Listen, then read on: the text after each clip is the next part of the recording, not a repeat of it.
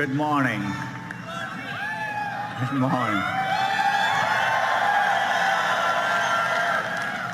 Welcome to Google I/O. It's a beautiful day, I think warmer than last year. Hope you're all enjoying it. Thank you for joining us.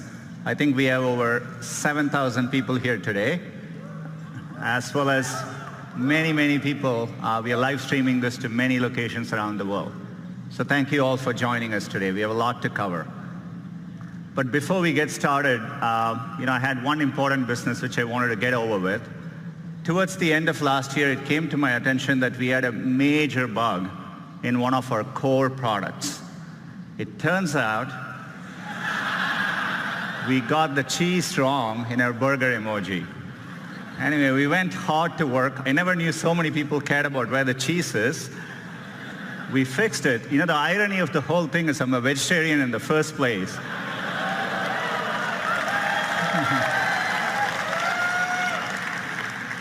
So we fixed it, but hopefully we got the cheese right. But as we were working on this came to my attention. I don't even want to tell you the explanation the team gave me as to why the foam is floating above the beer. But we restored the natural laws of physics.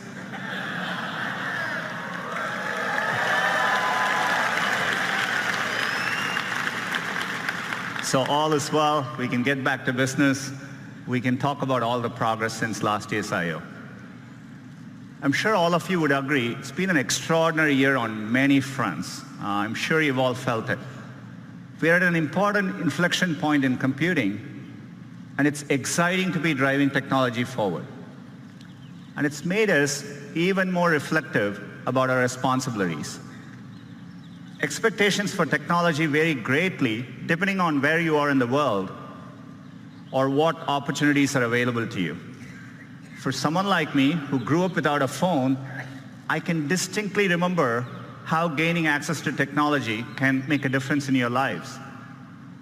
And we see this in the work we do around the world.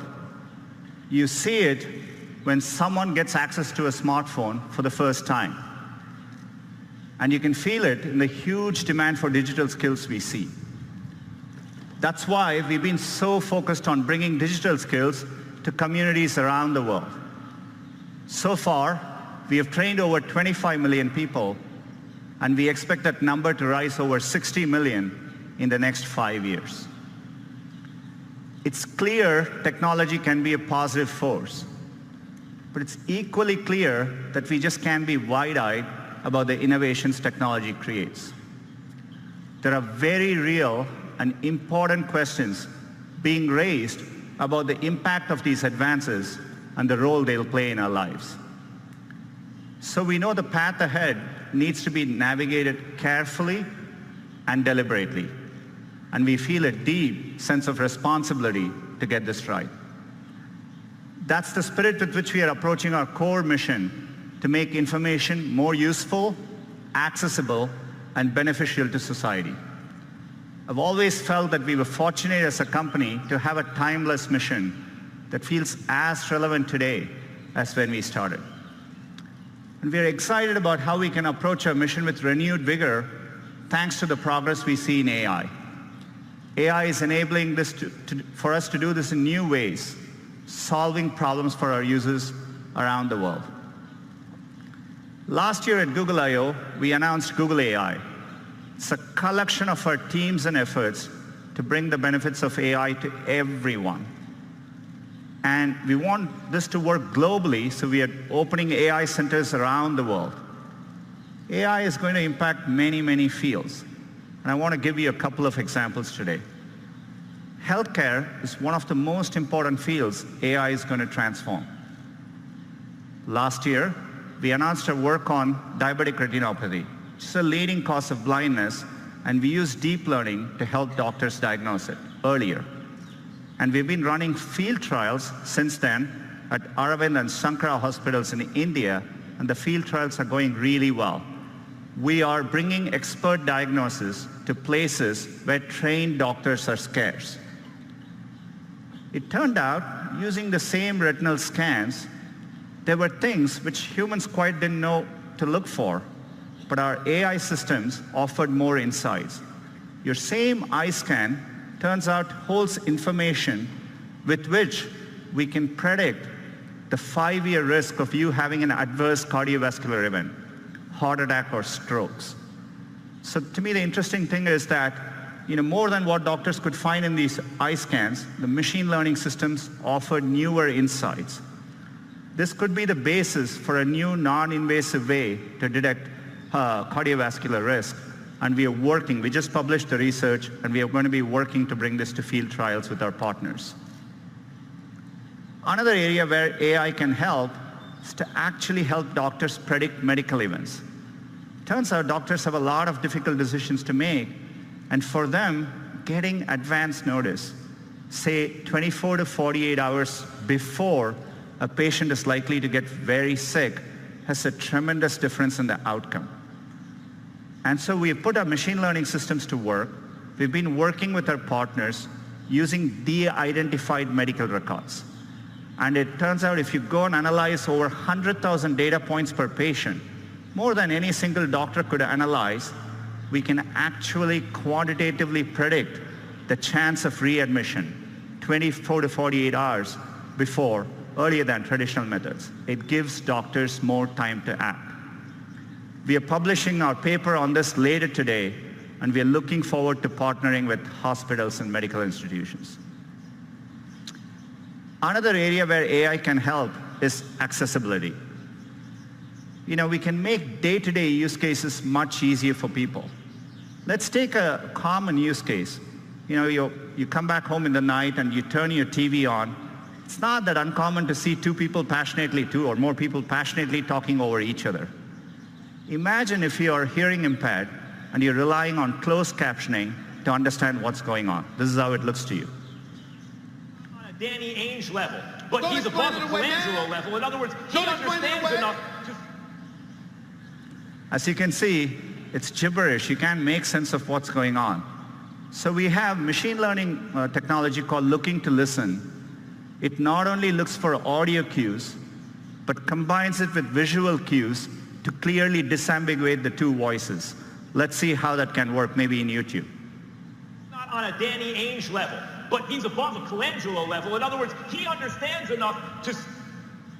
You said it was all right to lose on purpose. You said it's all right to lose on purpose and advertise that to the fans. It's perfectly okay. You said it's okay.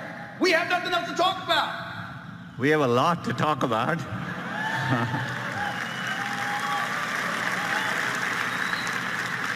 But you can see how we can put technology to work to make an important day-to-day use case profoundly better. The great thing about technology is it's constantly evolving. In fact, we can even apply machine learning to a 200-year-old technology, Morse code, and make an impact in someone's quality of life. It's great to reinvent products with AI. Gboard is actually a great example of it. Every single day, we offer users, and users choose over 8 billion auto-corrections each and every day. Another example of one of our core products, which we are redesigning with AI, is Gmail. We just had a new, fresher look for Gmail, a recent redesign. Hope you're all enjoying using it. We are bringing another feature to Gmail. We call it Smart Compose. So as the name suggests, we use machine learning to start suggesting phrases for you as you type. All you need to do is to hit tab and keep auto-completing.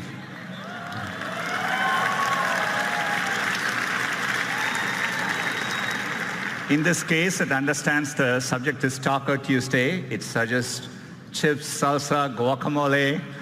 It takes care of mundane things like addresses so that you don't need to worry about it. You can actually focus on what you want to type. I've been loving using it. I've been sending a lot more emails to the company, not sure what the company thinks of it. But it's been great. We are rolling out Smart Compose to all our users this month and hope you enjoy using it as well.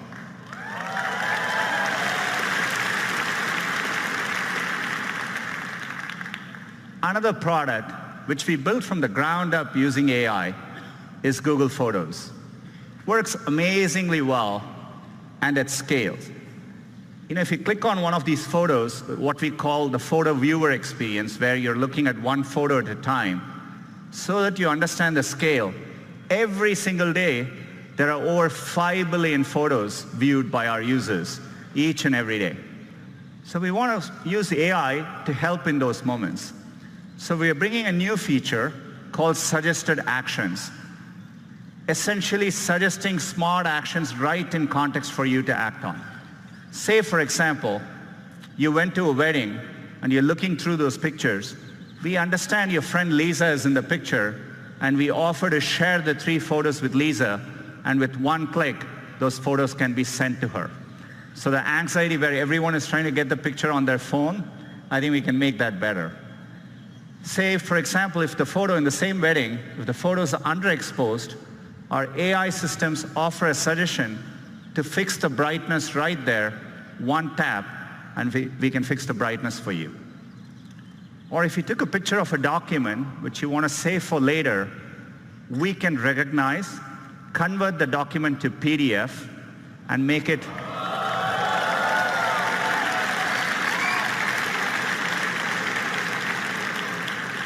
much easier for you to use later.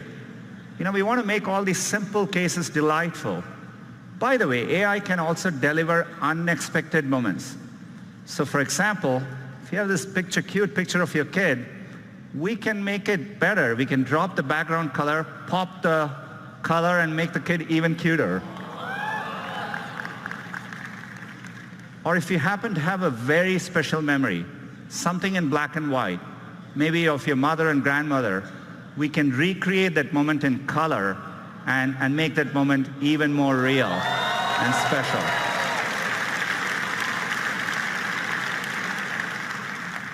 All these features are going to be rolling out to Google Photos users in the next couple of months. The reason we are able to do this is because for a while, we've been investing in the scale of our computational architecture. This is why last year we talked about our tensor processing units. These are special purpose machine learning chips. These are driving all the product improvements you're seeing today, and we have made it available to our cloud customers. Since the last year, we've been hard at work, and today I'm excited to announce our next generation TPU 3.0. These chips are so powerful that for the first time, we've had to introduce liquid cooling in our data centers. And we put these chips in the form of giant pods. Each of these pods is now 8x more powerful than last year. It's well over 100 petaflops. And this is what allows us to develop better models, larger models, more accurate models, and helps us tackle even bigger problems. And one of the biggest problems we are tackling with AI is the Google Assistant. Our vision for the perfect assistant is that it's naturally conversational, it's there when you need it, so that you can get things done in the real world. And we are working to make it even better.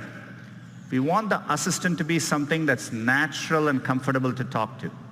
And to do that, we need to start with the foundation of the Google Assistant, the voice.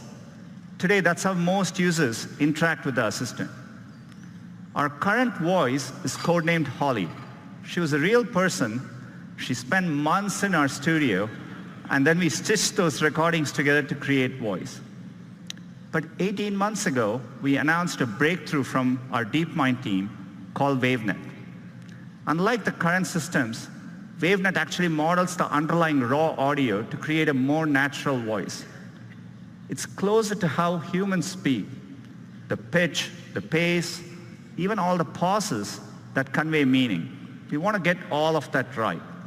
So we've worked hard with WaveNet, and we are adding, as of today, 6 new voices to the Google Assistant. Let's have them say hello. Good morning, everyone. I'm your Google Assistant. Welcome to Shoreline Amphitheater. We hope you'll enjoy Google I/O. Back to you, Sundar.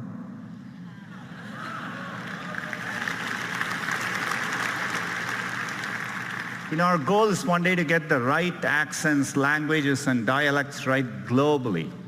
WaveNet can make this much easier. With this technology, we started wondering, who we could get into the studio with an amazing voice. Take a look. Couscous, a type of North African semolina in granules made from crushed durum wheat. I want a puppy with sweet eyes and a fluffy tail who likes my haikus. Don't we all? Happy birthday to the person whose birthday it is. Happy birthday to you. John Legend. He would probably tell you he don't want to brag, but he'll be the best assistant you ever had. Can you tell me where you live? You can find me on all kinds of devices, phones, Google Homes, and if I'm lucky, in your heart.